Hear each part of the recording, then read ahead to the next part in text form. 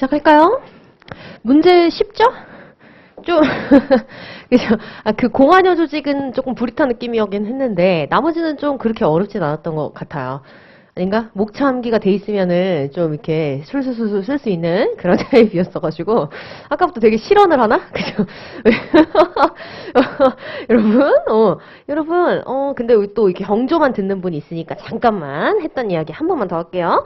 자, 일단 보시면은 저희가 이렇게, 자, 6시부터, 자, 모의고사 보죠? 다음 주부터 75점입니다. 아셨죠? 자, 75점 모의고사를 보게 되고, 너무 힘들겠다. 그죠? 다음 주는 행정 또 50점인가요? 다행이네. 아니네. 행정 50, 인사 75, 경조 75네. 와, 진짜 이 손목이 나가지 않겠어요. 그래서, 이렇게, 착장 좀 해. 이렇게, 뭔가 좀, 하자고, 구축 좀 해봐. 손목 아대, 막 이런 거 있잖아요. 그런 거를 조금 해보고, 너무 나쁜 선생님이다. 그죠? 구축해라! 이렇게 얘기하는 건 좀 그러니까, 제가 또 이렇게 몇 개 구축해서, 감자막해서 올 테니까, 그죠? 선착순으로 또 이제 댓글 달면, 제가 이제 컷! 해가지고 여기까지 이렇게 해서 드릴 테니까, 좀 이렇게 뭔가 이렇게 좀 해요. 파스 이런 것도 내가 나눠볼게 한번. 이렇게 요즘 저도 동전 파스 뭐 이런 거 남편하고 한번 써보고 있는데 괜찮으면은 제가 한번 또 이렇게 싹 나눔할 테니까 좀 너무 원망하지 말고 쓰면서 막 짜증나 이해서 이런 거 말고 그죠? 조금 이렇게 즐겁게 쓰면 좋겠어요. 자, 그래서 7시 15분까지 이렇게 할 거고요. 자, 그다음 7시 반부터 9시 반까지 강평해서 제가 조금 수업 시간이 좀 당겼죠. 원래 연계일기 주말반보다 다음 날 또 여러분 모의고사 보고 해야 되기 때문에 좀 일찍 30분이라도 일찍 마치는 게 좋을 것 같아서 조금 시간을 이렇게 좀 땡겨서 시작했어요. 인사랑 둘 다. 그래서 여러분 좀 집에 가서 푹 쉬든 아니면 노동법을 한번 보고 자든 어쨌든 조금만 더 일찍 좀 하루를 마무리할 수 있도록 하면 좋겠습니다. 자, 그다음에 저희는 실전 연습 문제집으로 나갈 거예요. 인사관리처럼. 근데 지금 저희가 오늘만 자료로 나갈 거고 다음 주에 다 제본으로 나갈 건데 왜 오늘은 이렇게 자료로 나갔냐면, 사실 제가 이거를 다 편집을 해놨거든요? 해놨는데, 좀 판단이 안 서는 부분들이 있어요. 그러니까는, 연습 문제집은 몇 개를 추려서 보는 그런 그런 성격이 좀 강한데, 이런 식으로 하다 보면은 이건 그냥 서브노트 전부 다 들어가는데? 이런 느낌이 들어가지고, 이거 좀 빼야 되지 않을까 싶더라고요. 그래서, 좀 더 빼볼까. 근데 이걸 뺀다 하더라도 이것만 보는 사람들한테 리스크가 크지 않게 하려면 어떻게 해야 될까 좀 고민이 있어서 사실 빨리 결정을 내리고 빨리 판단을 했어야 됐는데 제가 판단이 좀 잘 안 서더라고요. 그래서 조금 고민했어요. 그래서 다음 주는 제본으로 어쨌든 제가 이번 주말 안으로 결정을 할 거니까 아셨죠? 뭘 원하는지 모르겠어요, 여러분이. 근데 또 원하는 게 이제 100명이 있다라고 하면 100개야. 그래가지고 제가 가운데 딱 그 기준을 두고 그냥 확 끌고 가는 게 조금 더 이제 기동력은 있어서 좀 제가 빨리 판단 내리고 그렇게 하도록 할게요. 자, 그 다음에 어디 갔어? 자, 나머지는 똑같아요. 모의고사 볼 때 답안지 제출하는 방식 다 똑같고요. 자, 이번에 동영상 수강생분들은 아마 첨삭 이제 제공하지 않는다 이 얘기가 들어가 있고 그래서 동영상 수강생분들은 조금 그쵸? 아무튼 제가 한번 일정 기간만 딱 잡아가지고 방학 시즌이나 이럴 때만 한꺼번에 제출을 받든 이런 식으로 하든 방안을 고민은 해볼게요. 그냥 동영상 수강생 분들도 어쨌든 많이 써보고 싶고 첨삭받고 싶을 테니까. 자, 그 다음에 진도 범위를 보는데 거꾸로 가죠? 거꾸로 가. 우리가 총 8회거든요? 8회여가지고 1, 2, 3회는 진도별이에요. 그렇죠? 그 다음에 4회차는 요거 싹 모아서 중간 범위. 자, 이렇게 써놨어. 인사도 그렇고. 그러면은 이대로만 하면요. 지금 예습할 때 1회도, 수업 시간에 2회도, 복습할 때 3회도, 그리고 중간 범위 모의고사 준비할 때 4회독이에요. 했죠? 나름 되게 과학적으로. 이제 시간 및 동작 연구, 그래서 이런 걸 통해서 과학적으로 나름, 이렇게 짜는 거기 때문에, 웬만하면 이 진도 범위만큼은 좀 나갔으면 좋겠고, 서브노트 기준으로 봤을 때, 한 주당 진도 범위가 사실상 그렇게 많지는 않을 거예요. 물론 거기 있는 내용은 많겠지만, 아셨죠? 그래서 웬만하면은 이 진도 범위 맞춰서 꼭 예습으로 모의고사 준비 잘해왔으면 좋겠다. 이런 좀 바람이 있습니다. 자, 그 다음에 여기 거꾸로 가죠? 조직 변화 봤죠? 그래서 다음 주는 조직 구조예요. 조직 구조. 아니네. 조직구조 맞네. 조직구조고, 그 다다음 주는 조직구조하고, 그 다음 거시조직이론. 요렇게 들어가는 거니까, 저희가 연기일기 때는 얘네가 맨 마지막이어서 모의고사를 많이 보지 못해가지고, 요쪽 앞쪽에서 먼저 시작했으니까 잘 정리하고 갔으면 좋겠습니다. 자, 그 다음에 이제 5, 6, 7 같은 경우에는 개인 수준, 집단 수준, 조직 행동론 쪽으로 가게 되고요. 자, 그 다음에 마지막에 여기도 8회차는 중간범위 모의고사다라고 해서, 요렇게 5, 6, 7회 한 번 더 보게 됩니다. 됐죠? 저희는 전범위 모의고사는 3기에 있습니다. 됐죠? 그래서 3기는 6회예요, 여러분. 알고 계시죠? 3기는 6회인데, 6회 중에서 이제 4회나 3회 정도는 진도별로 하고요. 나머지 뭐 2번이나 3번 정도는 이제 전범위로 합니다. 그래서 그걸 조금 감안해 보시면 좋을 것 같아요. 아셨죠? 왜냐면 전범위는 조금 그냥 저는 이제 조금 지금은 좀 더 디테일하게 보는 걸 원해서 여러분이 그러다 보니까 그렇게 짰어요. 하셨죠? 됐어요. 자, 예습 복습 다 얘기했고 어떻게 하는 예습 철저히 하고 그렇지? 복습은 연습 문제지만 보고 알았죠? 그래서 예습하면서 전범위 자꾸 보는 거 하십시오. 그래서 오늘같이 전범위 안 보면 오늘같이 고관여 조직 같은 거 하나도 모르는 거예요. 이게 뭐야? 막 이렇게 된다고요. 아셨죠? 그러니까 전체 보시고 서브노트 같은 경우에도 설명이 부족한 부분들은 내가 설명할 수 있는지 확인을 꼭 해봐야겠다는 거 오늘 조금 느끼셨을 거예요. 아셨죠? 그러니까 빈틈없이 준비를 좀 하시면 좋겠습니다. 자, 이제 조직 변화 조금 들어가 보도록 하죠. 자, 조직 변화.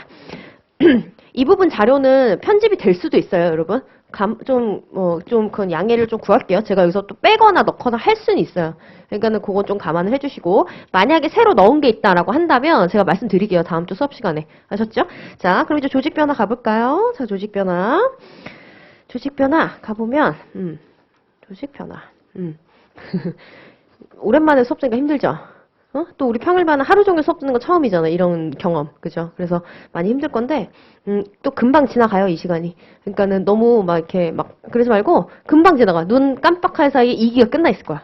그렇죠? 뭐 꽃이 폈다. 너무 좋죠? 눈 깜빡할 사이에 이제 어떻게 된다? 반팔 입고 있을 거야. 너무 더워서. 그래서 막 에어컨이 왜 안 나오냐, 뭐 이런 생각도 들고, 에어컨 또 왜 이렇게 세냐, 춥다, 이런 느낌도 들 거고, 여기서. 그러니까는 뭐 그렇게 막 걱정하시거나 막 힘들어 하지 마시고, 그냥 시간에 맡기세요.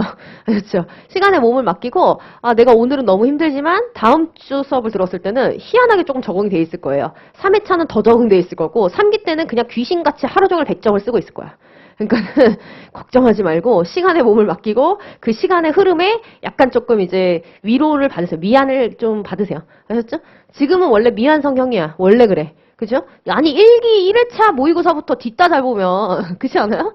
아니 그러면은 지금 수업을 왜 하냐고 2기 때. 그렇지 않아요? 그러니까는 조금 뭐 좀 문제가 어려웠다 오늘. 뭐 문제를 충분히 못 풀었다 해도 괜찮습니다. 앞으로 여러분은 만회할 수 있는 모의고사가 훨씬 더 많이 남아 있어요.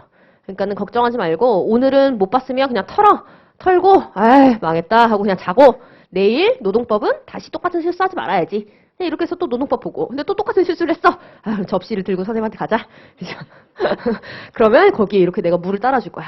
그래서 두 손으로 따라줄 테니까 그 이유는 알아서. 자, 조직 변화 갑시다. 자, 조직 변화다라고 해서 이 조직 변화 쪽은요. 전체 한번 조금 개괄해보고 가보도록 하죠. 자, 조직 변화는 제가 늘 말씀드리지만 이게 조직 행동론에서의 조직 변화와 그 다음에 거시 조직 이론 쪽에서 얘기하는 조직 변화의 내용이 살짝 조금 성격이 다르다라고 말씀드렸을 거예요. 자, 일단 첫 번째. 자, 조직 변화다라고 하는 것은 먼저 살펴보면 조직이요. 자, 자신이 직면한 뭐가 있죠? 환경이라는 게 있습니다. 됐죠? 그런데 이 환경 속에서 얘가 어떻게 하면 생존할 수 있을까? 어떻게 하면 자, 여기서 성과를 창출할 수 있을까? 이걸 고민한다라고 말씀드렸을 거예요. 그렇죠? 그래서 이 양자의 관계를 분석하고 어떻게 해야지만 살아남을 수 있다. 이런 얘기를 하는 거는 바로 뭐라 그랬지? 거시조직 이론이 된다라고 말씀드렸을 겁니다. 자, 근데 이 조직이 환경 속에서 생존하고 성과를 창출해야 하는데 지금 이 환경에 적합하지 않게 대응을 하고 있다든지 라는 이유 등으로 생존이 어렵고 성과 창출이 안 되는 거야. 그러면 이제 뭐 해야 됩니까? 이러면 안 돼. 이러려면 안 되고 환경의 변화에 맞게 조직 너도 변화해야지만 이 환경 속에서 생존도 하고 성과도 창출할 수 있는 거야. 이런 얘기를 하죠. 그럼 이 조직 변화다라고 하는 것은 조직 변화다라고 하는 것은 크게 두 가지. 미시 이론에서 얘기하는 즉 조직 행동론에서 얘기하는 조직 변화 내용과 거시 조직 이론에서 얘기하는 조직 변화 즉 조직 혁신 내용으로 사실상 조금 나뉘어요. 자, 그러면 조직 행동론에서 얘기하는, OB에서 얘기하는 조직 변화다라고 하는 것은 뭘 말하는 거냐면 조직 수준에서의 행동, 즉 우리 조직 구성원들의 조직 차원의 행동 자체를 변화시키겠다라는 시도가 되는 거겠죠? 그래서 여기에서는 무슨 논의를 하느냐? 이 조직 변화를 하기 위해서는 조직 개발 기법을 적용하여서 조직 구성원들의 조직 차원의 행동 자체, 구체적으로는 상호작용 자체를 좀 더 원활하게 할 수 있게 만들어야 된다라고 얘기를 하는 겁니다. 됐죠? 자, 그다음 두 번째. 조직 혁신이다라고 한다면 이 조직 혁신은, 자, 거시 쪽에서 얘기하는 건데, 이 조직 혁신은 이제 구조 설계 측면에 조금 더 맞춰져 있어요. 그래서 조직 수준에서의 행동을 바꾸는 것이 아니라 조직 구조를 어떻게 바꿀 수 있을까에 대한 논의로 조금 포커스가 좀 다르게 맞춰져 있고, 얘는 어떻게 된다 그랬죠? 조직 혁신은 두 가지 측면에서 나눠서 본다 그랬지. 첫 번째, 혁신의 종류별로 아니면 혁신의 과정별로. 혁신 과정별로 구조 설계 어떻게 해야 되지? 아니면 혁신의 유형별로 구조 설계를 유형별로 구조 설계를 어떻게 해야 되지? 이런 논의를 하는 겁니다. 됐죠? 자, 그래서 궁극적으로 이 두 가지를 통해서 만들려는 상태는 어떤 상태인 거다? 학습 조직이다. 그래서 어떤 환경에 직면하든지 간에 자발적으로 유연하게 대응할 수 있는 그런 학습 조직을 만들어야겠다라고 얘기하는 것. 이 전체 내용이 바로 조직 변화 챕터에서 배우는 내용이 되는 겁니다. 됐죠? 이게 이제 메인 챕터들이에요. 그래서 저희는 여기 조직 변화, 조직 개발, 조직 혁신, 그리고 여기 나와 있는 학습 조직 이야기를 하는 거죠. 됐죠? 이게 메인인 거고, 이제 여기에 틈틈이 어떤 기본 모형들을 보는 거다? 조금 더 이제 추가된 모형들을 본다라고 하면 여기에 이제 잔챙이 둘 있지. 누구야? 둘. 조직 수명 주기, 또 조직 세태. 이런 잔챙이 모델들이 좀 들어가는 것 뿐입니다. 그래서 조직 변화는 이런 내용들이 들어간다 보시면 되겠고, 그동안에 이쪽에서 가장 문제가 많이 나왔다, 아니면 가장 최근에 나왔다라고 하는 부분은 당연히 여기 혁신입니다. 됐죠? 조직 혁신 같은 경우에는 이 혁신 유형별로, 유형을 기준으로 해가지고 좀 문제가 나온 적이 있고, 이게 가장 최근이고요. 나머지 조직 변화나 조직 개발, 학습 조직 같은 경우에는 안 나온 지가 꽤 오래됐어요. 됐죠? 그리고 늘 말씀드리지만 이게 되게 어렵게 문제 내시는 출제위원분들이 좀 계시잖아요. 그 분들 같은 경우에는 어떤 분들 이렇게 타고 올라가 보면 뭐 감정 같은 거나 아니면 인간관계 집중적으로 하시는 교수님이 있는 반면에 또 학습이나 뭐 창의, 뭐 혁신 이쪽을 또 집중적으로 하시는 교수님이 있는 반면에 이렇기 때문에 여기는 쉽게 나온다기보다는 얘네가 여기에서 50점으로 나와버리면 문제가 좀 많이 이슈처럼 나올 가능성이 높아요. 아셨죠? 그러니까는 그건 좀 감안하시고 일단 기본 내용을 잘 다져주시는 거부터 시작을 좀 하시면 좋겠고 기본 내용끼리 연결시키는 걸 조금 자유자재로 하시면 좋을 것 같습니다. 됐나요? 자, 그럼 우리가 조직 변화 내용 어떻게 정리했는지 한번 쫙 복기 한번 해볼까요? 자, 조직 변화다라고 해서 우리가 조직 변화를 들어가기 전에 자, 이 조직 변화다라고 하는 것은 왜 해야 되는 거지? 이 조직 변화 들어가기 전에 우리가 뭐부터 보지? 조직 수명주기 모형을 통해서 조직 변화가 왜 필요한가에 대한 논의를 조금 해봤습니다. 자, 조직 수명주기 모형이다라고 해서 이제 어떤 모형이 들어옵니까? 퀸과 카메론이라는 학자는 자, 뭐라고 얘기하죠? 자, 조직 수명주기다. 수명주기 모형이다 라고 하는 것은 조직도 일정 뭐를 거쳐? 수명주기를 거친다라고 하죠. 자, 이 조직의 수명주기별로 어떤 위기에 맞닥뜨리는지 그래서 여기에 대해서 어떻게 대응해야 되는지 자체를 체계적으로 정리한 모형입니다. 그래서 이 모형을 통해서 이렇게 생애 주기별로 조직은 이런 위기에 맞닥뜨리게 되고 이렇게 대응해야 되는구나 라고 하는 것을 이 모형을 통해서 알게 되면 뭐 할 수 있지? 우리가 우리 조직의 다음 주기가 어떤 주기인지를 알면 어떤 문제가 생기겠다라는 예측이 가능하고 그에 따른 대응, 즉 준비를 할 수 있게 된다라고 하는 효과가 나타납니다. 그래서 이 조직 수명 주기 모형은 중요해. 왜? 조직이 뭐 하게 해준다? 위기 자체를 뭐해? 예측하고 미리 뭐 할 수 있게 해주니까 미리 대응할 수 있게 해주기 때문에 중요한 거예요. 그렇죠? 우리가 어느 생애 주기에 있는지만 알면 되는 거잖아요. 얘는. 됐죠? 그러면 이 조직 수명주기 모형에 따라서 조직의 수명주기다라고 하는 걸 한번 판단을 해보겠다라고 한다면 자, 내용이다라고 해서 내용 한번 살펴봐야겠죠? 자, 어떤 내용들이 여기에 해당됩니까? 조직의 수명주기는 총 4단계죠. 뭐야? 창집, 공정이라는 4단계입니다. 자, 먼저 첫 번째 창업 단계이다라고 하는 이 단계는 자, 일단 개념 정의하고 특징부터 한번 먼저 정리를 해볼까요? 자, 제가 의의라고 잡아볼게요. 자, 개념 정의는 어떻게 됩니까? 개념 정의에는 뭘 쓰라 했어? 내가 각 생애주기래 여기 조직 수명주기별로 개념 정의 뭘 쓰라 그랬죠? 뭐를 통해서 성장하는 단계인지를 쓰라 했잖아. 그쵸? 그러면 창업 단계는 무엇을 통해서 성장하는 단계지? 창의성과 그러니까 창의적 아이디어를 통해서 성장하는 단계이죠. 됐어요? 자, 그러면 이 단계는 어떤 특징이 나타나지? 라는 특징 얘기는 무조건 두 가지 체계로 정리하라 그랬죠? 뭐랑 뭐? 어떤 통제 장치를 쓰느냐? 구조는 어떠하냐? 딱 이거야. 선생님 왜 꼭 그렇게 특징을 정리해야 돼요? 왜냐하면 기출문제 보면 이 두 가지 측면에서 특징을 쓰라고 요구했어요. 그럼 교수님 입장, 즉 출제위원 입장에서는 특징은 이 두 가지 측면에서 논의하는 게 제일 중요하다는 거죠. 그렇죠? 자, 그러면 통제다라고 하면 얘는 창업 단계에서는 조직이 어떻게 구성원들을 통제합니까? 창업자가 직접 감독 등 어떻게 비공식적인 방식으로 통제를 하죠? 근데 조직 구조는 또 어때? 조직 구조 자체도 어떻다? 비공식적이야. 모든 것이 다 불명확해. 그렇죠? 자, 그러면 얘는 두 번째. 이 단계에선 어떤 위기에 맞닥뜨리고 어떻게 이 위기를 극복해야 되는가? 대응 방안 이야기가 나와야겠죠. 여기서 어떤 위기가 발생한다 그랬죠? 점점 이 새로운 아이디어를 통해서 이 조직이 성장을 해나감에 따라서 성장을 점점 해나가면 이제 어떤 문제가 생긴다? 사람을 관리해야 되는 문제가 발생합니다. 이제는 처음에 우리 벤처 회사가 개발자 1명, 2명 이렇게 시작했던 때가 아니라 점점 커지면 이제 개발자 2명은 최고 경영자가 되는 거고 그 밑에 종업원들이 10명, 20명 생겨나는 거예요. 근데 이 개발자들은 어떻다? 컴퓨터 소프트웨어는 잘 다루지만 사람 다룬 적이 없다고. 그러다 보니 성장함에 따라서 사람 관리 이슈 문제가 발생하게 되고 이들은 어떤 능력이 없다? 사람 관리 능력이 없어. 그치? 그래서 이런 관리 능력 자체가 부재함으로써 위기가 발생하게 됩니다. 그럼 이 위기를 극복하기 위해서는 어떻게 해야 되지? 어떻게 해야 된다 그랬어? 관리 능력을 키워야 된다 그랬어? 아니라 그랬죠. 없는 능력은 못 키운다 그랬잖아. 경영학에서는. 그래서 어떻게 한다? 이 관리 능력을 보유하고 있는 관리 능력을 가지고 있는 중간 관리자 등을 뭐한다? 관리자 등을 영입한다. 라는 방식으로 이 위기를 극복합니다. 기억나죠? 자, 그래서 이 위기를 극복하면 이제 어떻게 되는 거야? 이 위기를 극복해야지만 다음 단계로 성장을 하는 겁니다. 그럼 창업 단계 다음 단계는 어떤 단계가 되는 거죠? 집단 공동체 단계가 되는 거죠. 그렇죠? 그럼 집단 공동체 단계이다라고 해서 집단 공동체 단계는 개념정의 어떻게 써야 돼? 의의가면. 자, 개념은 뭘 써야 된다고요? 뭘 통해서 성장하느냐? 성장 동력 써야 된다 그랬죠? 뭐를 통해 성장하는 단계야? 뭐를 통해 성장하는 단계야? 이 관리 능력이 있는 이 중간 관리자가 어떻게 됩니까? 강력한 리더십을 발휘하죠. 이 강력한 리더십을 발휘하면서 집단 멤버들에게 우리가 달성해야 되는 목표는 뭐야?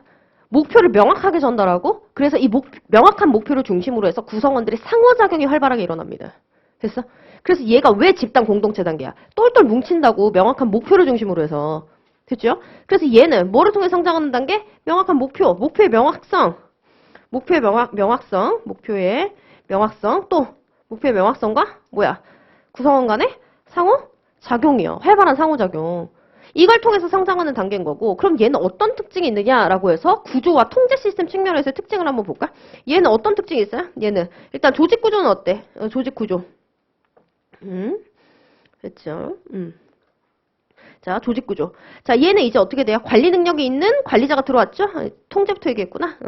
자, 구조 얘기부터 먼저 하면 얘는 관리 능력이 있는 관리자가 들어왔죠. 그리고 어느 정도 지금 어떻게 돼? 서로 상호작용하고 관리자가 들어오고 하면서 조금씩 어떻게 된다? 이제 수직적으로 뭔가 계층도 생겨나고 한단 말이야. 그래서 얘는 조직 구조가 점점 공식적 구조를 갖추려는 노력을 하게 됩니다. 조직 구조 자체는 점점 공식적으로 설계가 되려고 해. 근데 문제가 뭐냐면 여전히 통제 방식 자체가 비공식적이라는 거야. 이 강력한 리더십을 가지고 있는 중간 관리자가 비공식적인 관리 방식을 여전히 쓰고 있다라고 하는 것이 여기서의 특징이에요. 됐어? 자, 그럼 이제 어떻게 되느냐? 그럼 얘는 두 번째, 어떤 위기에 봉착하게 되고 어떻게 대응을 해야 될까? 이 얘기를 해봐야겠죠? 그럼 이 단계에서는 어떤 위기가 발생하느냐? 리더십이 너무 강력해요. 리더십이 너무 강력하다 보니까 이 강력한 리더십 하에서 부하들이 이제부터 뭘 요구하기 시작한다? 자율과 재량이다라고 하는 것을 요구하기 시작합니다. 됐어요? 이것 때문에 이제 어떻게 돼? 조직 안에서 활발한 상호작용과 명확한 목표의 추구 자체에 브레이크가 걸리는 거야. 그치? 그러면 이 위기를 극복하기 위해서는 관리자는 어떻게 해야 될까? 관리자 어떻게 해야 돼요? 줘야지. 근데 그냥 좀 바보라 그랬죠? 제가 늘 말씀드리지만 조직구조 설계를 할 때 최고 경영자는 분권화를 두려워한다 그랬지? 분권화를 두려워하는 이유가 뭐예요? X관점. 저 멍청이한테 의사결정 권한을 주면 잘못 의사결정 내리겠지? 그래서 온 독박은 내가 다 쓰겠지? 쟤를 어떻게 믿고 의사결정 권한을 줘? 이거야 X관점. 그런데 지금 어때? 여기서 그러면 이 멍청이들이 의사결정 권한을 달래. 줄 수 있어 없어? 못 주죠? 그러니까 뭐 한다? 어느 계층에 있는 사람에게 얼마만큼의 권한이 있고 그 권한에 따른 책임 수준을 다 정해놓는 거야. 그게 바로 뭐야? 통제 시스템의 정교화지. 됐어요? 그래서 이게 여러분 우리 관료제론 이런 거 배울 때 봤잖아요. 계층의 권한의 계층화 뭐 이런 말 봤지? 뭐야? 어떤 계층에 있는지에 따라서 가질 수 있는 권한을 정해놓고 그에 따른 책임까지 다 정해놓는다. 그러면 의사결정 권한이 있을 때 구성원이 함부로 의사결정 내릴 수 있어 없어? 못 내리지. 응?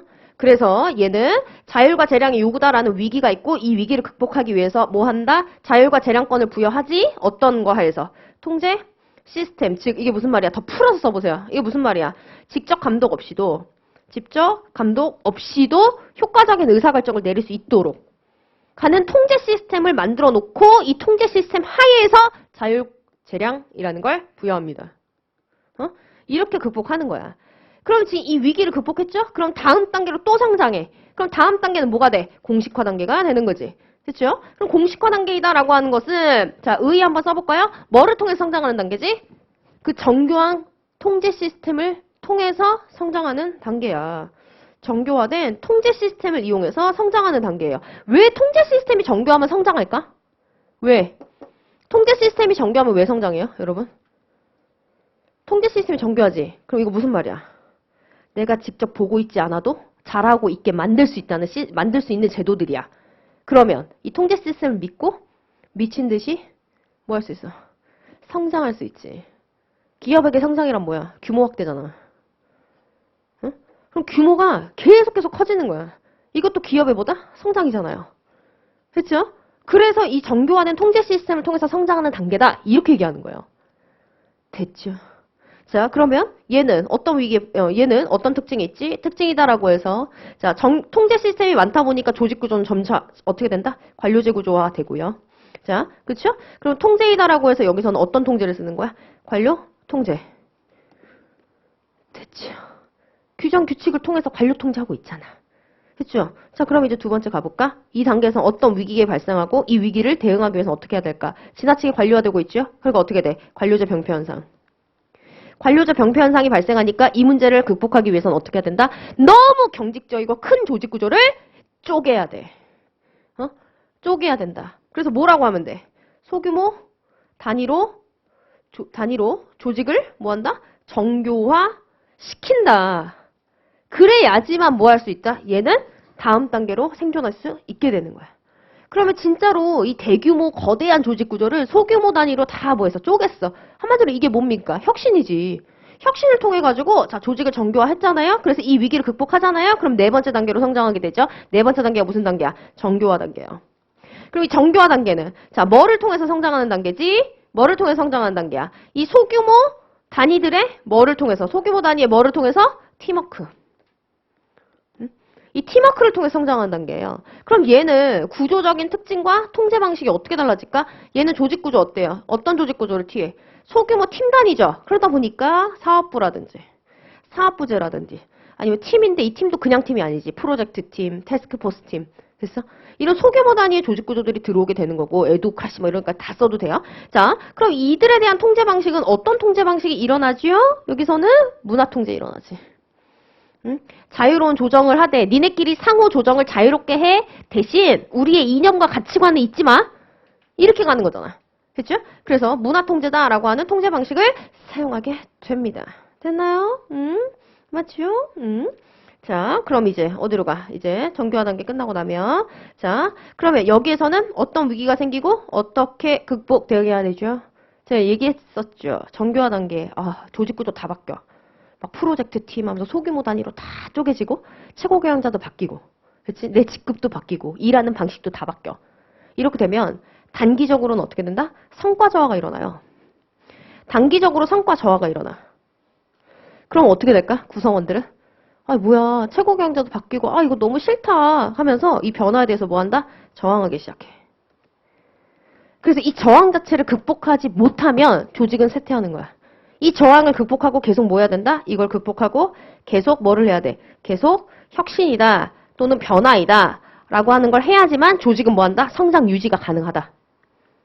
이렇게 얘기하는 게 바로 킹과 카메론의 모형이었어. 그럼 이 모형은 세 번째 자 평가다라고 하면 어떤 평가 받죠? 얘 긍정적인 평가를 받는 거는 뭐예요? 조직의 수명 주기별로 뭐였어 지금 체계적으로 내용을 정리하고 있다라고 하는 거는 뭐 엄청난 자 성장 단계별 특징이다라고 하는 거. 어떤 위기가 올 거다라고 하는 거, 대응 방안까지 종합적으로 제시하고 있는 거는 이게 어떤 도움을 줘, 경영자들에게. 우리 조직이 어떤 주기에 있다라는 것만 알면 거기에 따른 대응 방안을 마련하는 데 있어서 큰 도움을 줘요. 자, 그런데 얘가 어떤 문제가 있지? 모든 조직이 전부 다 창집 공정이라는 단계를 거친다라고 하는 것도 너무 무리수지 않냐. 그다음 두 번째, 설사 그렇게 똑같은 단계를 거친다 하더라도 어떻게 직면하는 위기가 다 똑같냐. 어? 그래서 얘는 지나치게 어떻게 한 문제? 지나친 단순화의 문제가 생기는 거예요. 어? 그래서 뭐가 나와? 그래서 민츠버그가 나온 거지. 민츠버그 뭐? 조직 성장 경로 모형. 그래서 민츠버그는 여러 가지 상황별로 조직이 어떻게 변화하는지 그 다양한 경로를 제시함으로써 이 문제를 보완하죠. 됐어요? 응? 연결을 좀 잘 해놔야 돼. 그리고 얘는 제가 다시 한번 말씀드리지만, 자, 이 조직 수명주기 모형이다라고 하는 거는 얘는, 자, 퀸과 카메론 모형. 얘는 얘만 내는 수준이 아니라 했어, 우리는. 어? 얘가 어떤 애들하고 엮일 수 있다 그랬죠? 첫 번째, 누구랑 할게요? 경쟁가치 모형. 경쟁가치 모형 특히 어느 부분? 조직의 효과성 평가 모형으로서 경쟁가치 모형하고 엮인다 그랬죠. 응? 자, 그 다음에 두 번째, 조직 쇠퇴 모형. 조직 쇠퇴는 이제 밀러 이야기죠? 밀러랑 또 엮인다 그랬어. 어떻게 엮인다 그랬지? 어떻게 엮여? 각 단계별로 추구하는 목표가 뭔지 조직 효과성 평가를 해봐야 돼. 그러면 각 단계별로 조직이 추구하는 목표가 다 다르다 보니까 경쟁가치 모형 기본 모델 4가지 중에서 평가 모형으로 쓰는 게 제각각 다 다르겠지. 그래서 평가를 했는데 얘가 목표 달성을 못하고 있어. 그러면 위기가 발생한 거죠. 근데 이 위기에 대한 대응을 제대로 못했어. 그럼 어떻게 되는 거야? 쇠퇴야. 그래서 각 단계별로 어떤 쇠퇴로 연결되는지까지 봐야 된다고 했습니다. 기억나죠? 어? 이거 엮여서 내면 됐죠? 난 얘기했어. 분명. 자, 이렇게 되는 거고. 그 다음 뭐 한다? 다양하게 엮일 수 있지. 아주 다양하게. 어떻게? 각 단계별로 적합한 구조 논해라. 내가 만약 그렇게 되면 어떻게 쓸 거야? 그렇죠? 조직 수명 주기별로 적합한 조직 수명 주기별로 적합한 조직 구조에 대해서 내가 논해보라고 하면 어떻게 할 거냐고. 됐어요? 나한테 질문 한번 하던데 어떻게 내가 내 마음을 알았는지 물어보던데. 선생님 물어보던데. 그 뭐지? 선생님 창업 단계는 뭐 단순 조직기에 뭐가 맞아요? 이렇게 물어보던데. 내 마음을 어떻게 알고? 민츠버그잖아. 단순 조직 구조 얘네들. 한번 매칭해봐요. 이렇게 내가 바꿀 거라고. 다 알려주면 안 되는데. 그쵸? 바꿀 거야. 얘는 엮을 수 있는 게 너무 많아. 리더십을 하면 엮어볼까? 각 수명주기별로 어떤 리더십 적합할까? 고민해본 적 있어요? 그런 게 기본이야. 구조, 리더십, 문화. 어떤 문화가 맞냐? 2단계에서 어떤 문화가 나타나냐? 이런 거 전부 다 뭐다? 기본입니다. 됐어요? 그래서 조직 수명주기 모형은 얘만 물어보면 감사합니다 하면 되는 거고 얘만 물어볼 리가 없다는 거는 그냥 기본기, 디폴트로 깔고 가세요. 아셨죠? 난 분명히 다 힌트를 줬어. 내가 이렇게 낼 거라고. 했죠?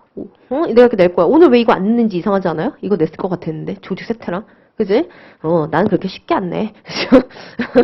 나는 그렇게 쉽게 내지 않아요. 이거 다 알려줬잖아. 여기 1기 때. 알려준 거 내지 않아. 그죠? 그러니까는 잘 고민해 보십시오. 자꾸 사고 확장하십시오. 아셨죠? 외우고 하는 거야. 뭐 당연히 하는 거니까. 자, 갑시다. 자, 그래서 여기는 문제를 저렇게 만들어 봤어요. 조직의 성장과 발전에 따른 조직 수명 주기를 어떻게 단계별로 구분을 하고 각 단계별로 뭘 쓰래요? 단계별로 조직 특성, 위기, 대응 방안.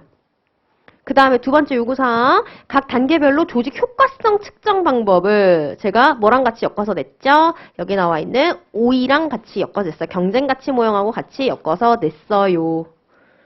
했죠? 자, 그러면 요 각 단계별로 조직 효과성 측정 방법을 경쟁가치 모형에 따라서 검토하시오. 라고 했습니다. 자, 그럼 밀러는 어떻게 들어온다 그랬지?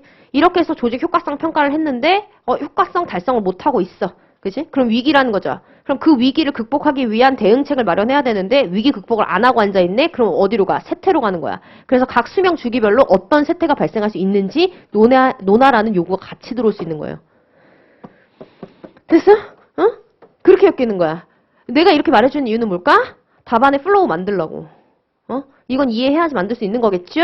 어디에 어떻게 왜 들어가는지를 알아야 되니까. 자, 가면은 자, 조직 수명 주기에 대한 기초적 이해이다라고 해서 개념정이 나와 있죠. 자, 일단 조직의 성장 단계에 따른 조직 설계 방향을 제시하고 있는 건데, 자, 이게 바로 가보시면 개념정이 조직 방향, 조직 설계의 방향을 제시하고 있다라고 하면서 얘는 각 단계에서 발생하는 위기를 극복하면 다음 단계로 성장. 됐어요? 위기 극복, 다음 단계 성장이라는 컨셉을 주장하고 있습니다. 됐어요? 그래서 이 모형은 왜 중요한 거냐면, 자, 두 번째는 중요성인데, 자, 이 조직 수명주기 모형 같은 경우에는 보시는 것처럼, 자, 조직이 수명주기별로 어떻게 뭐 성장하고 어떻게 사멸하고 하는 걸 다 보여주고 있죠? 그래서 수명주기의 각 단계별로 조직구조, 리더십, 관리 스타일 등을 예측하는 데 도움을 주기 때문에 매우 중요한 모델이 됩니다. 됐어요? 그냥 더 쉽게 말하면 뭐라고? 우리 조직이 어느 수명주기에 있는지만 알면 어떤 위기가 생기겠다라는 걸 예측할 수 있고 미리 대응할 수 있는 준비를 할 수 있죠? 됐죠? 자, 그러면 이제 각 단계별 내용 나와 있죠? 자, 각 단계별 특징이라고 되어 있지만 뭐 의의라고 바꾸셔도 되고, 물론 써야 되는 건 뭐가 된다? 개념하고 그 다음에 구조와 통제 시스템 측면에서의 특징입니다. 됐죠? 개념에는 뭘 써야 된다고요? 뭐를 통해서 성장하는 단계인 거냐? 이 얘기를 해야 합니다. 자, 그래서 가보면 첫 번째, 조직이 창업되어서 창의력을 바탕으로 해서 성장하는 단계를 말하는 거고요. 이 단계에서의 특징을 두 가지 측면에서 나눠서 볼까요? 구조와 통제 시스템. 자, 얘는 어떻게? 창업자의 강력한 리더십이다라고 되어 있죠? 이 리더십과 집단 공동체 단계에서 나오는 리더십을 헷갈리지 마세요. 얘는 뭐냐면 너무 지금 조직의 규모 자체가 작고 하기 때문에 이 창업자가 직접 감독하면서 뭐 할 수 있다? 통제를 직접 할 수 있다는 뜻이야. 됐어? 그래서 판사는 직접 감독으로 해준 거예요. 자, 그 다음에 두 번째 줄 끝에 그럼 조직 구조는 어떻게 되느냐? 자, 조직 구조 같은 경우에는 밑에서 두 번째 줄 비공식적이고 비관료적이다. 그리고 통제는 개인적 감독이다라고 해서 여기 하나 더 써놨으니까 같이 보시면 좋을 것 같아요. 자, 그러면 여기에서 발생하는 문제는 뭐다? 관리 문제가 생긴다. 관리 문제 왜 생긴다 그랬어요? 조직이 점차 성장하면서 구성원의 숫자가 늘어나게 되고 구성원의 숫자가 늘어나게 되면 사람 관리 스킬이 요구되는데 창업자들은 이 사람 관리 스킬이 부족하기 때문에 관리적인 문제가 발생한다. 됐죠? 됐어? 응? 자, 그 다음에 그럼 어떻게 해야지만 이 문제를 극복할 수 있느냐? 조직을 최대한 체계화를 하고 그 다음 두 번째 줄 역량 있는 중간관리자를 영입해야 된다. 여기서의 역량이 무슨 뜻이지? 관리 능력이지. 됐죠? 응? 이면을 해석할 수 있으면 참으로 좋겠습니다. 됐나요? 자, 그러면 집단 공동체 단계로 갑니다. 이 위기 앞에서 봤던 거기 창업 단계에서 위기를 극복하면 집단 공동체 단계로 가는 거죠. 자, 그럼 집단 공동체 단계는 뭐를 통해서 성장하는 단계인 건가요? 뭐를 통해 성장하는 단계야? 얘는 두 번째 줄 조직의 목표 및 관리 방향을 적극적으로 제시하고 설정함으로써 성장하는 단계다. 명확한 목표, 그 목표 하에서의 활발한 상호작용을 통해서 성장을 할 수 있게 되는 단계야. 됐죠? 그럼 얘는 자 어떤 특징이 있을까라고 해서 구조적 측면과 통제 측면에서의 특징을 봐야 되는 거죠. 자, 얘는 어떻게 돼요? 조직 구조는 어떻게 돼? 조직 구조는 어떻게 돼? 권한 계층, 직무 할당, 역할 분화라고 해서 점차 조직 구조는 공식화되어 갑니다. 공식적 조직 구조의 특징을 점차 띄어. 근데 문제는 뭐다? 공식적인 시스템이 이렇게 만들어지는데도 불구하고 비공식적인 의사소통이나 통제 방식이 이용되고 있다라고 하는 특이한 특징이 나타나요. 됐어요? 자, 그럼 그 아래 여기서 그러면 어떤 위기가 생겨? 위기가 뭐다? 너무 강력한 리더십 하에서 구성원들이 권한 위양에 대한 요구를 하기 시작한다라고 말씀드렸죠. 권한 위양에 대한 요구. 권한 위양. 그럼 어떻게 해야 돼? 최고 경영층은 직접 감독 없이도 자율적으로 조정 통제가 이루어질 수 있는 메커니즘을 만들어야 한다. 그래야지만 이 위기를 극복할 수 있다. 됐죠? 자, 그러면 이 위기를 극복하면 다음 단계로 성장하죠. 다음 단계 뭐지? 공식화 단계. 그럼 공식화 단계는 뭐를 통해서 성장하는 단계? 제도, 규칙, 절차, 통제 시스템을 통해서 성장하는 단계. 이 단계에서 특징이다라고 한다면 구조하고 통제 측면에서 한번 볼까요? 자, 구조는 어떻게 돼? 조직 구조는 어떻게 돼? 내가 잘못 썼네. 죄송해요. 자, 밑에서 밑에서 하나, 둘, 세 번째 줄. 제품별 팀 또는 다른 형태의 분권화된 조직 하나 해주시고, 옆에 써놓습니다. 이거 사업부제죠? 아까 판서 잘못했어요. 판서 지워줘요. 응? 내가 미쳤네. 어쩐지. 내가 뭔가 헷가닥했어. 코로나 후유증인 것 같아. 자, 여기 잘못 썼어. 응. 그죠? 미쳤어. 자, 가보면. 자, 관료제 구조 아니죠? 죄송해요. 아까 여기서 잘 설명해놓고 여기서 헛소리를 했네? 그랬지? 통제 시스템이 정교화가 되면 왜 성장한다 그랬지? 정교한 통제 시스템 하에서는 어떻게 돼? 직접 감독 없이도 내가 원하는 행동을 하게 만들 수 있게 된다 그랬죠. 그러니까 어떻게 돼? 규모가 점점점 커진다 그랬어. 그럼 규모가 점점 커지면 관료제 구조로 갈 수도 있겠지만, 자, 너무 지나치게 구조가 커져버리면 제품이나 지역 중심으로 해서 뭘 한다? 사업부제로 조직 구조를 개편을 하고, 그리고 조직이 지금 엄청나게 규모가 늘어나고 있죠. 그러면 제가 사업부제 장점 중에 하나가 뭐야? 대규모 조직에 쓰기 좋다. 왜? 그냥 바로 뭐 하면 돼? 이익 책임 단위를 간단하게 설계할 수 있기 때문에 그래요. 그치? 그래서 통제 시스템, 정교화된 통제 시스템 하에서는 점점 성장을 빨리 할 수 있고 규모가 빨리 늘어날 수 있기 때문에 사업부제 구조를 통해서 이 문제를 해결해 나가고 있고, 사업부제 구조를 취하게 되면 통제 시스템은 어떤 통제? 가격 통제가 들어오지. 됐죠? 이거 아주 큰 실수를 했네. 자, 그 다음에 갑니다. 됐어. 가보면. 자, 그래서 가보면, 자, 분권화된 형태가 들어오고, 자, 수익을 기반으로 한 인센티브 시스템, 가격 통제죠? 얼만큼의 성과를 창출하는지에 따라 사업부별로 평가하고 사업부별로 뭐해? 이익을 배분해 줄 수 있죠. 자, 위기 및 대응 방안이다 라고 되어 있습니다. 그런데 이 사업부제 자체도 이제 점차 어떻게 된다? 너무 계속 성장을 하다 보면 이 사업부제 자체도 관료화 된다라고 하는 문제가 생기고, 자, 그러다 보니까 어떻게 된다? 팀제나 태스크포스, 매트릭스 조직 등을 통해서 점차 조직을 정교화시킬 필요성이 있습니다. 됐어요? 자, 그래서 이렇게 조직을 정교화시키면 다음 단계로 성장하지. 정교화 단계는 뭐를 통해 성장하는 단계? 소규모 혹은 정교한 조직 구조로 개편함으로써 자, 이들의 팀워크를 통해서 성장하는 단계입니다. 자, 그러면 얘는 어떤 특징과 어떤 특징이 나타나느냐? 아까 보시면 단수나 팀제, 태스크포스와 같은 조직 구조가 나타나고, 그 다음에 통제는 어떻게? 조직 문화를 이용한 통제를 하게 됩니다. 문화 통제 들어오죠. 자, 그러면 얘는 어떤 위기야? 일시적으로 쇠퇴기를 맞이한다? 아까 제가 설명해 드렸죠. 조직 구조도 개편되고 최고 경영자도 변경되고 일하는 방식도 바뀌다 보면 단기적으로 성과 저하가 일어난다. 단기적으로 성과 저하가 일어나게 되면 어떻게 돼? 조직의 변화 자체에 대해서 구성원들이 저항하게 됩니다. 이렇게 써야 돼. 근데 교수님 책은 이런 식으로 조금 애매모호하게 써 있어가지고 명확하게 메시지 전달이 잘 안 될 겁니다. 자, 그러면 이 문제를 해결하기 위해서는 어떻게 하느냐라고 해서 나오는데, 혁신과 내부 합리화다라고 해서 저항을 극복하고 계속적으로 변화 혁신을 추구해야지만 조직이 성장할 수 있다라고 얘기하고 있죠. 기억나요? 복습 잘했죠? 응? 자, 그럼 넘어가서. 그렇구나. 그림을 혹시 그리는 사람이 있을까봐. 그쵸? 해놨어. 그림을 그리고 싶을까봐. 자, 뭐 그려도 돼요. 시간 안 부족하면 그려도 돼. 상관없어요. 그리고 우리 수정 테이프 쓸 수 있잖아요. 이제. 옛날에는 수정 테이프를 못 썼어요. 작년부터 아마 썼던 것 같은데? 그러다 보니까 그림 틀리면 막 난리가 나고 막 손이 떨리고 이랬지만, 이제 수정 테이프 쓸 수 있으니까 뭐 시간 남아서 그림 그린다라고 했을 때는 뭐 충분히 뭐 쫄지 말고 그러세요. 자, 그러면 조직 수명 주기별로 이제 뭔 얘기해야 돼? 조직 효과성 평가. 뭘 이용해서? 경쟁가치 모형. 자, 퀸 모형이죠? 자, 경쟁가치 모형. 뭐라고 얘기를 합니까? 조직 안에는 뭐야? 일단 보지 말고 조직 안에는 뭐라고 얘기해? 경쟁 관계에 놓여 있는 다양한 가치관들이 존재하고, 그 가치관들의 비중과 배중에 따라서 조직의 전반적인 가치관과 추구하는 목표가 상이해진다. 그래서 그 가치관의 비중과 배중에 따라서 어떤 목표를 추구하는지에 따라 그 조직을 평가하는 기본적인 평가 모형도 다르게 적용돼야 되고, 그 기본 평가 모형은 총 4가지가 있지. 그러면 갑니다. 자, 다양한 활동을 통해 다양한 결과를 산출한다는 반영해서, 자, 3번째 줄 하나의 통합적인 하나의 프레임워크를 제시하고 있다라고 돼 있는데, 자, 측정 지표다라고 해서 그럼 경쟁 관계에 놓여 있는 그 가치관이다라고 하는 것은 무엇이 있느냐라고 하여서 내부에 초점을 두는 경우와 그 다음에 외부에 초점을 두는 경우가 있죠. 다음, 안정성의 가치를 둔다라고 하는 것은 뭐가 있느냐? 안정성의 가치를 두는 경우와 그 다음 2번째 줄 끝에 유연성의 가치를 두는 경우가 있죠. 그래서 이 경쟁 관계에 놓여 있는 가치관들 사이에서 이 가치관들이 어떻게 얼만큼의 비중을 차지하면서 전반적인 가치관을 형성하는지에 따라 뭐가 달라져? 각 조직이 추구하는 목표가 달라져요. 됐죠? 응? 됐죠? 그래서 예를 들어서 조직 구성원들의 다기능화를 통해서, 그리고 조직 구성원들 간의 자유로운 상호조정을 통해서 유연성을 추구해야 된다 라고 하는 것이 지배적인 가치관인 조직은 뭘 목표로 한다?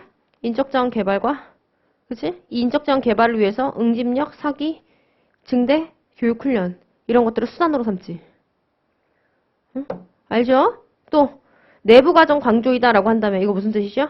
내부 과정 자체를 통제하는 것이 매우 중요하다. 그래서 안정성을 추구해야 된다라고 하는 것이 지배적인 가치관인 조직은 어떤 목표를 추구한다? 안정성과 균형 자체를 추구하고 이 목표를 달성하기 위해서 정보관리라든지 커뮤니케이션, 특히 뭐 수직적 커뮤니케이션이 굉장히 많이 일어나겠죠? 이러한 수단들을 이용할 수 있습니다. 여기 합리적 목표 가볼까요? 합리적 목표는 외부 시장에서의 안정적 지위를 차지하는 게 중요하다라고 여기는 가치관이 지배적인 경우에는 이 조직은 어떤 그 목표를 가지게 돼? 생산성이나 효율성, 수익성. 그래서 이 시장에서 내가 안정적인 위치를 점하겠다. 이게 주요 목표가 돼요. 이 목표를 달성하기 위해서 뭐 한다? 이런 수단을 이용하고요. 마지막, 자, 유연성을 통해 외부 시장이나 환경 변화에 적응하는 게 중요하다라는 가치관이 지배적 가치관이 돼버리면 그 조직은 뭘 목표로 하는 거다? 성장과 자원 획득 자체를 목적으로 하는 거고, 그럼 이걸 왜? 이 목적을 달성하기 위해서 이러한 수단을 이용한다는 뜻입니다. 됐어? 그래서 얘기했잖아요. 경쟁 가치 모형이 문화로 물어봐질 때와 조직 효과성 평가 모델로 물어봐질 때는 세부 내용 서술이 약간 좀 달라지는 게 좋다라고. 그래서 조직 효과성 평가 모델로 논의가 될 때는 무슨 얘기를 해야 되지? 추구하는 목적이 뭐다? 그래서 뭘 수단으로 하는 경우다. 이 부분을 평가하는 거다. 이 얘기가 자꾸 들어와야 돼. 됐죠? 됐죠? 그럼 개방체계 모형, 에도크라시 뭐 이렇게 얘기하죠. 얘는 일단 개념 정의 동그라미, 여기 첫 번째는 유연성을 중시한다. 조직 그 자체 강조하고. 됐죠? 됐죠? 그래서 얘는 유연성, 신속성을 유지하는 게 수단이고 조직의 성장과 자원 습득 자체를 조직의 목표로 간주하고 있고 이 부분을 평가할 수 있습니다. 응? 효과적인 조직이다 아니다라는 걸 판단하는 기준이 이게 되는 거야. 됐죠? 알고 있잖아. 자, 그 다음 합리적 목표 뭐 봐야 돼요? 얘도 첫 번째는 개념정의죠? 그래서 얘는 뭐야? 통제를 강조하고 있다. 즉 조직 구조에서의. 됐고. 자, 가보면 그럼 얘는 뭘 중시해? 얘는 합리적 계획과 목표 설정 및 평가.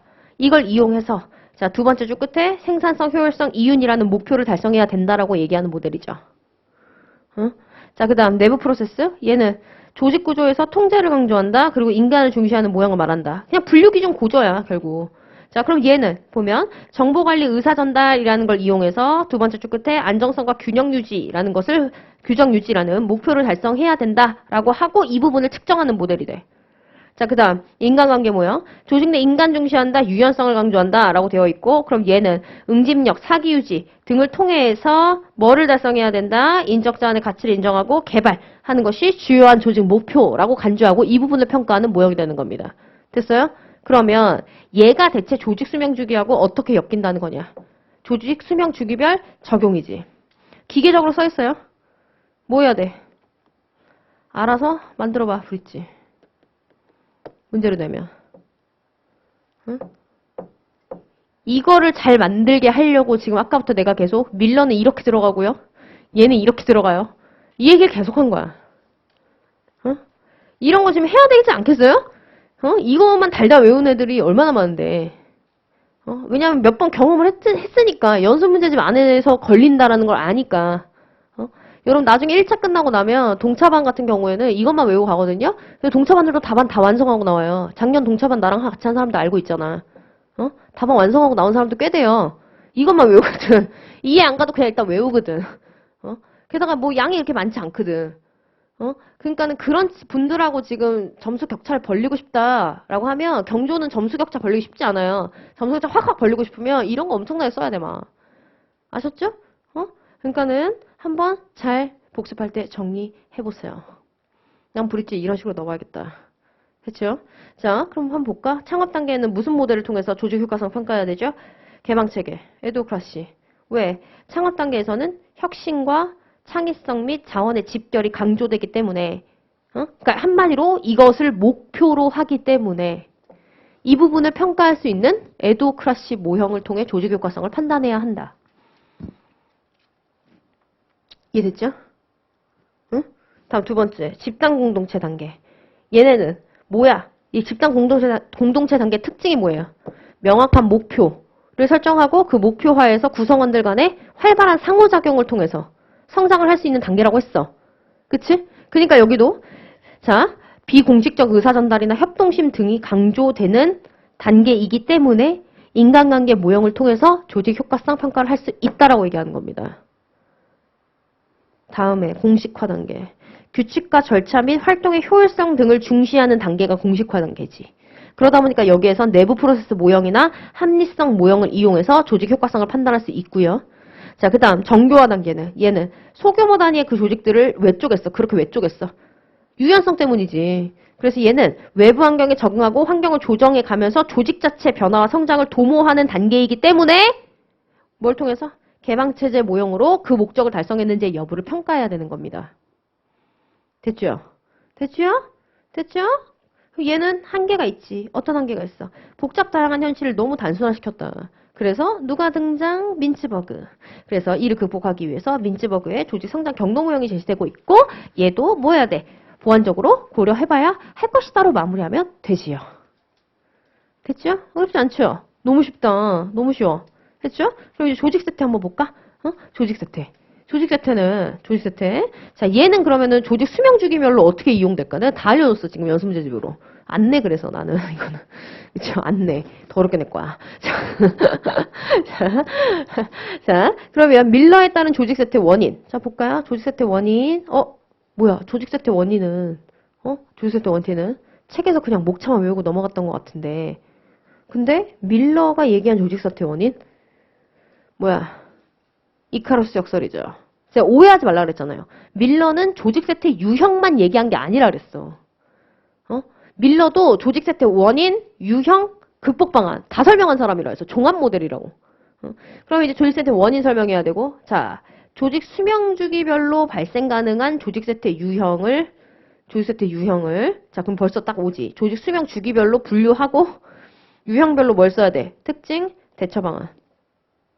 이렇게 엮이는 것도 가능하고 세 모델 다 같이 엮이는 것도 가능하지. 됐죠? 됐죠? 됐죠? 세 모델 다 같이 나오면 어떻게 될까? 50점 초과해. 그래서 세 개를 다 같이 엮는 문제를 안 만든 거예요. 50점을 넘어가기 때문에. 자, 봅시다. 그러면 조직 수명 주기와 조직 세태란 뭐지? 자원 기반이 감소하는 것. 이게 조직 세태지. 그럼 이 조직 세태다라고 하는 것은, 자, 가보면 조직 세태의 전형적인 징후를 발생했을 때 이걸 미리 대책을 마련해야만 한다. 이런 얘기 나오고, 세 번째 땡 한번 보시면 조직 수명 주기 모델은 각 수명 주기별로 발생 가능한 조직 세태 모습을 예측하고 이의 원인을 파악하고 해결책을 제시하는데 유용한 분석 틀이 될 수 있기 때문에 양자를 함께 논할 필요가 있다. 출제 의도지. 됐어요? 답안지 이렇게 막 이해가 막 묻어나야 돼, 막. 이거 다 이렇게 엮이기 때문에 같이 봐야 되는 거예요. 뭐 이러면서. 자, 그러면 밀러의 조직 세태 원인부터. 밀러는 조직 세태 원인을 뭘로 찾았지? 이카루스 역설. 이카루스 역설. 이렇게 해서 많이 길게 써 있는 거 처음 봤을걸? 자, 자, 이카루스 역설은 뭘 말하는 거냐? 기업을 흥하게 했던 강점이 외부 여건 변화에 따라 적절하게 변화하지 못함. 그래서 역설적으로 세태의 원인으로 작용하는 현상입니다. 그치? 옛날에 이것 때문에 대박이 났는데 이거를 환경 변화에 맞춰서 고치지 않다 보니까 오히려 지금 와서는 이게 조직 세태 원인으로 작용하는 역설적인 현상을 발생하는 거야. 됐죠? 그래서 이카루스 얘기까지 내가 다 해줬어. 신화 얘기까지. 나 제일 싫어하는데 신화 얘기하는 거. 답안지에다가. 그쵸? 닭고기 얘기, 신화 얘기 나 이거 너무 싫어. 자, 멘토링 얘기. 멘토 얘기도 계속 쓰잖아. 그죠? 뭐 전쟁에 나가기 전에 자기 아들을 자기 친구 그죠?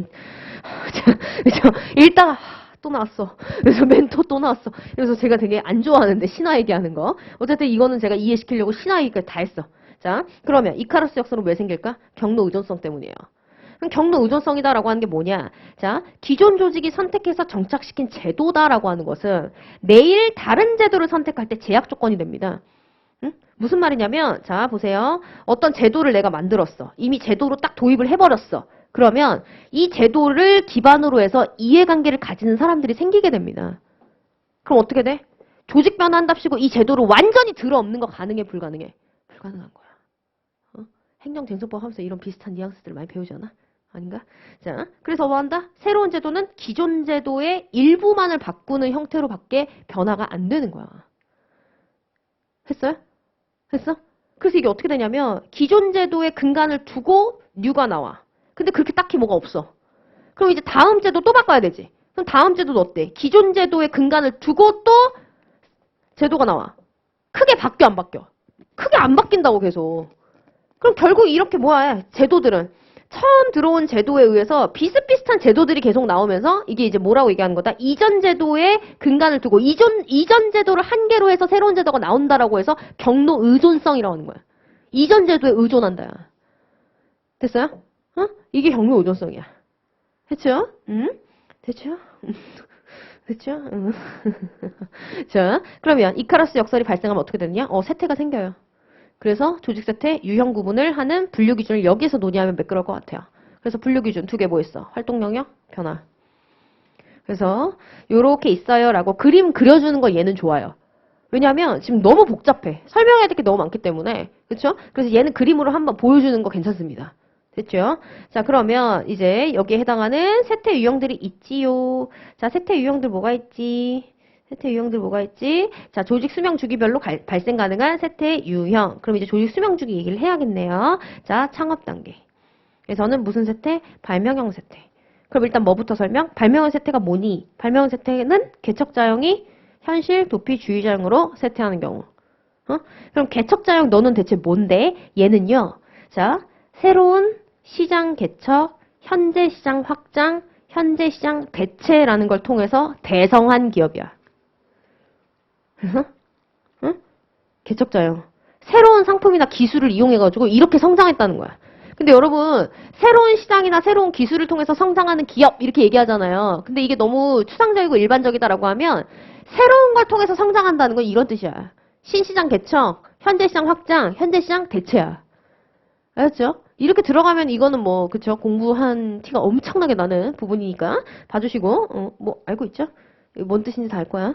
알죠? 자, 그러면 이 사람들, 이 개척자형은 어디에 이제 꽂혀? 신제품, 신기술에 꽂힌 거야. 그래서 어떻게 된다? 자꾸 웅대한 기술을 추구해. 그 다음에 또 어떻게 돼? 소비자 기호를 무시해. 자본 조달 능력 무시해. 그러면서 계속 신제품, 신기술 개발에만 몰입하다 보니 어떻게 된다? 뭐 어떻게 돼? 현실 도피주의자형이 되어서 이런 문화, 혼란한 조직구조, 맹목적 개발, 시장 환경과 무관한 기술 추구 이러한 결과가 나타나면서 세태가 발생합니다. 자, 그 다음 그러면 얘는 왜 창업 단계에서 발생할 수 있다라고 얘기하는 것이냐? 양가로 2번. 기업 수명 주기에 창업 단계에서 발생한다라고 하는데 왜? 창업 단계는 창조적인 신제품 개발에 전력을 다하는 단계이기 때문에 그래요. 게다가 조직 구조가 비공식적이고 유기적이다라고 하는 것도 매우 흡사하기에 이 단계에서 발생할 수 있는 세태의 모습입니다. 맞아요? 자, 그 다음 그럼 어떻게 해야 돼? 극복 방안 보고 자, 그러면 이제 집단 공동체 단계에서는 뭐? 집중형 세태. 집중형 세태는 뭔데요? 장인형 기업이 수성공형 기업이 되는 경우죠. 그럼 장인형 기업은 뭘 통해서 성공한 회사야? 품질이 뛰어나거나 원가가 낮아. 제가 이거 설명했죠? 어떻게 품질이 높으면서 원가가 낮을 수 있지? 여기서는 그게 어떻게 가능하지? 이해를 해야지 지금. 이게 어떻게 가능해? 어떻게 가능해요? 장인이 완전히 직권화된 상태에서 상품을 생산해. 그러면 완전히 전문성을 가지고 있는 장인이 모든 권한을 다 가지고 자기가 처음부터 끝까지 다 만든단 말이에요. 그럼 어떻게 돼? 일반인 100명이 만들 때보다 혼자 만드는 게 시간이 덜 들어. 비용도 덜 들어. 그러다 보니까 어떻게 됩니까? 품질이 높은데 원가는 떨어지는 거야. 그래서 이걸로 성공한 기업인데 얘가 착각하지. 품질만 좋아서 그런가 봐. 원가가 낮아서 그런가 봐. 그래서 품질만 추가하거나 원가 절감만 추구하는 거야. 그래서 그 아래 가보면 세태 원인. 자, 일단 첫 번째. 기술 중시는 기술자의 고집에 의한 기술 관료주의. 뭔 말이냐면 장인한테 완전히 직권화된 형태에서 생산이 일어나죠? 이 지나친 직권화가 문제라는 거야. 기술자에게 너무 지나치게 많은 권한이 부여되어 있다. 그 다음에 두 번째 가보시면 자, 효율적인 통제와 질서의 리더십이다 라고 하는 것이 경색된 초직권화라는 걸 야기시키면서 이게 세태 길로 가게 된다. 그러면 어떻게 될까? 어떻게 돼? 소비자들과 무관한 기술적 수준을 제시한다든지 품질만 강조한다든지 지나치게 과다한 성능을 지닌 비싼 제품만 만드니까 옛날에 장인 기업들 샀던 물건을 고치러만 오는 수성공형이 되는 거지. 그럼 얘는 집단 공동체 단계에서 왜 발생하지? 여기 나와 있는데 극도로 절약하거나 품질을 손상시킨다. 자, 그럼 집단 공동체 단계에서 발생하는 이유는 뭐지? 집단 공동체 단계는 뭐를 통해서 성장을 한 단계? 강력한 리더십! 됐죠? 그래서 얘는 강력한 지도자에 의해서 종업원들이 제약을 받고 있는 것과 매우 유사하다. 됐죠? 그래서 어떻게 됐어? 집단 공동체 단계에서는 이와 같은 조직 세태가 발생할 가능성이 매우 높다.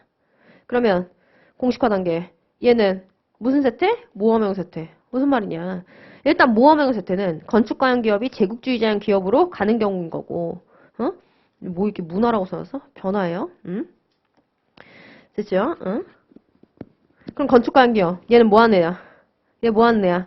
창업 단계에서 생존 기반, 어? 아니면 기초 이거를 탄탄하게 마련을 해두고 다각화를 통해서 성장하는 기업이에요.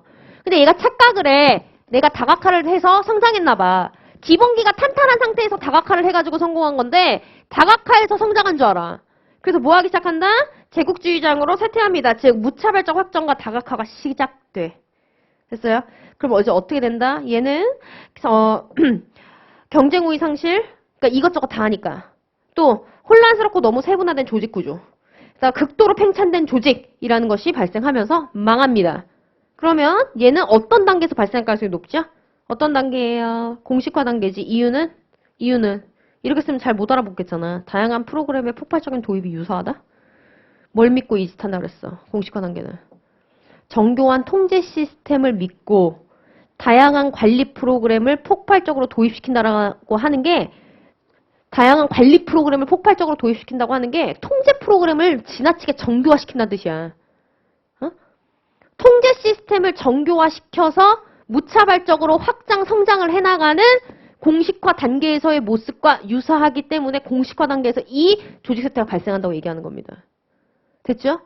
이런 데는 제가 다시 한번 얘기하지만 공식화 단계에서 발생한다. 결과만 매치해서는 기계적 답안이야.